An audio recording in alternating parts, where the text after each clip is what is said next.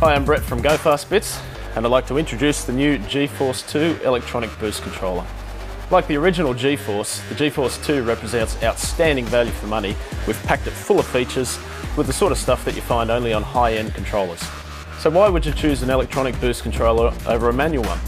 Well, manual controllers have their place in set and forget boost control installations, but if you really want to be able to adjust the boost while you're driving, make easy adjustments, and have different boost levels for different driving conditions, the electronic boost controller really is the way to go. So put simply, you get better boost control, the ability to change boost presets on the fly, and as a bonus, the electronic boost controller also functions as a boost gauge, so you don't need to mount a separate gauge on your dashboard. So what makes the G Force II such a great product? Well, we're going to take a look at the feature set and see how those features can benefit you.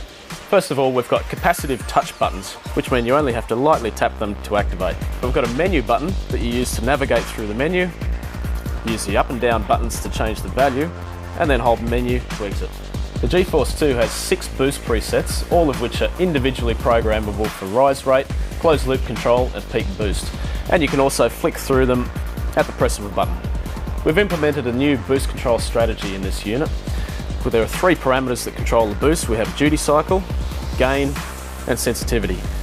The duty cycle controls the peak boost, gain is for how quickly the boost rises, and the sensitivity is the closed loop correction.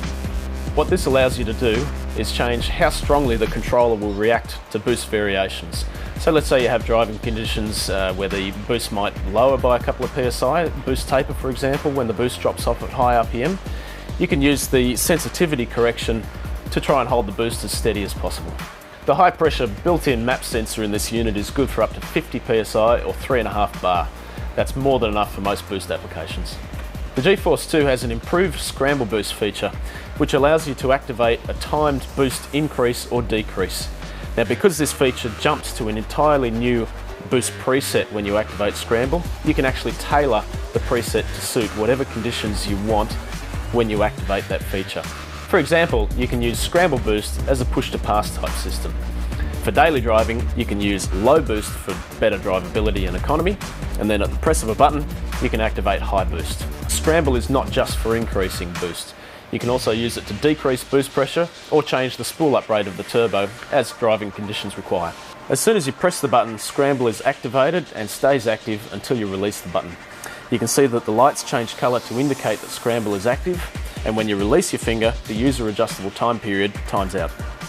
There's an Overboost cutout feature that protects the engine by turning off the solenoid to drop boost pressure in the case of an accidental overboost. We have a new peak hold feature in this unit that allows you to view the highest boost pressure achieved during each boost run. The unit will record the peak boost that you achieve, and then when you get back into vacuum, it displays it for 3 seconds, and then it will revert to a vacuum gauge. The real-time boost gauge shows boost pressure and vacuum, and can also be set to kPa, bar or PSI depending on your preference. There's a remote input wire that can be configured to activate either Scramble or scroll through the presets on the fly. The input wire can be connected to any dash-mounted push button, switch or ECU output. Because we want the G Force II to look at home in any car, you can change the button colours to match your dashboard lighting. So it doesn't matter what kind of turbocharged car you drive or how much boost you want to run.